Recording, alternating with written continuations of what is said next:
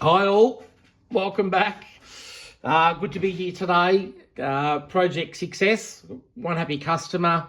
Supply has been energised, which is a really good result.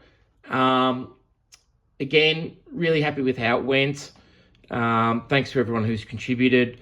Like anything though, always learning as a business, individually. I guess we all are. So, although project success, we did, always come into issues, but there were probably an issue that we came across, and I just thought I'd share it and how we addressed it and the lessons we learned from it. So basically the issue was asbestos conduits in the ground. Sarah from council, that's concerning. Is this common? Yeah, good questions here. Look, it actually is really common. So obviously we don't use this anymore. However, like your old homes or your older homes, back in the day, look, they thought asbestos was, a fantastic product and was used quite frequently. Same with us, it was used. Obviously, it's fine until it's disturbed. So the issue was essentially that this wasn't on our design, which I'll touch on later, and it didn't come up in any of the dials. So it was basically an acid in the ground that wasn't known. We had civil contractors out there, they were digging as per the design.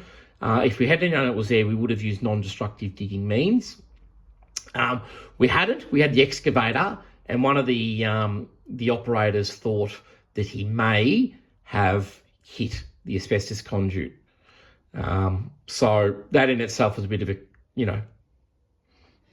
Samantha, the customer here.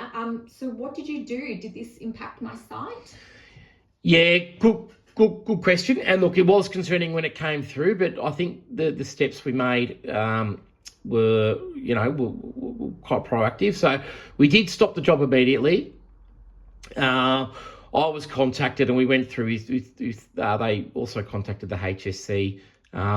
We also got one of our, again, the HSC to sort of start the process of investigation.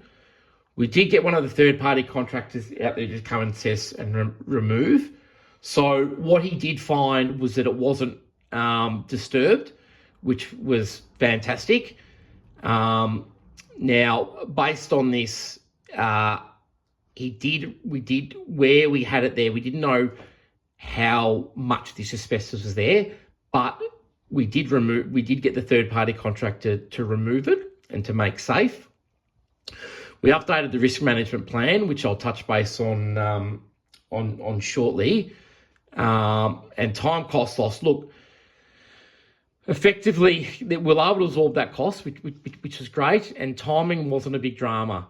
So again, the schedule wasn't really impacted, which was a good result, and all parties, were safe. No, the site wasn't impacted. Pedestrians weren't impacted. So look, it was handled really well. It was just, again, which I'll touch on, is probably just the not knowing. It wasn't there is probably a broader issue that we'll need to deal with. So the solution, or not more so the solution, but how we updated the risk assessment. So obviously risk is high. The risk owner, so the civil team, and then so the risk mitigation. So obviously there was a variation made out, but not followed through as well, able to absorb that cost. But we did get someone out there to get rid of that asbestos material and make safe.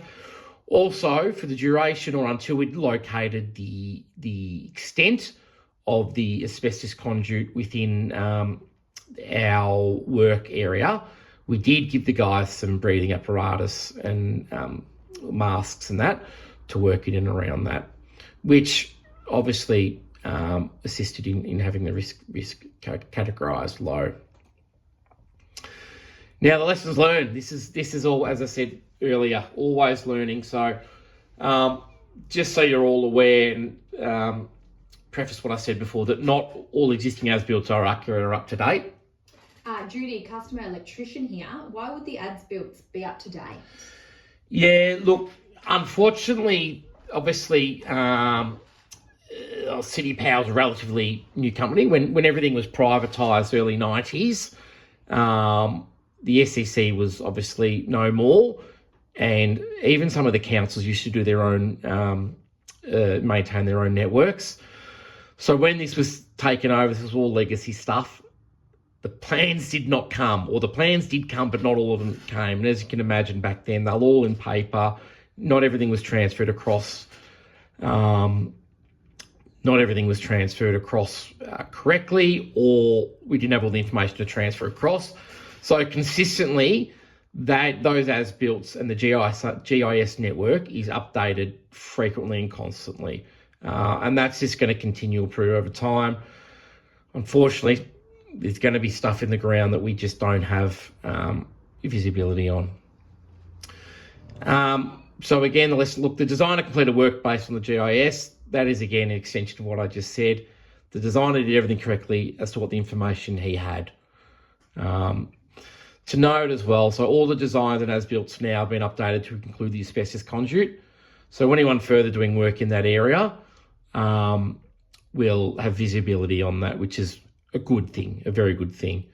And just basically, look, this issue is very, very hard to avoid. We don't have visibility on every asset in our network, which is unfortunate. However, this continues an update, and we just need to obviously plan and allow for these circumstances. And certainly when, this will be on my radar, especially working around the city and built up areas, as there is a lot of existing, some redundant assets that aren't in our system. Look, thank you to everyone. Really enjoy working with all of you. You've all played a part, and glad to see one happy customer. And look, we'll see you on the next one. Thanks all.